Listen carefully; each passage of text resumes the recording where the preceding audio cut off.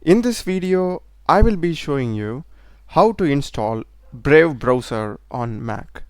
So let's get started.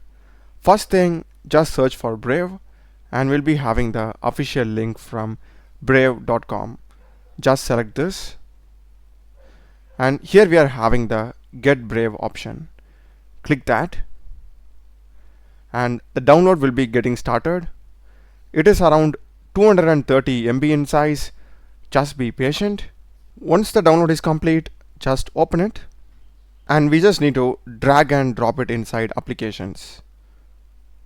We'll be getting copying Brave. Once that is done, just go to apps and search for Brave. We'll be having the Brave browser. Open it. We will be getting the Brave browser loaded for the first time. Here it will ask you some configurations. First thing is, if you want to set Brave as your default browser. If your answer is yes, click on this, else just select skip. Next, if you want to import your settings like bookmarks, extensions or password from your old browser, you can import it. If you don't want, select skip again.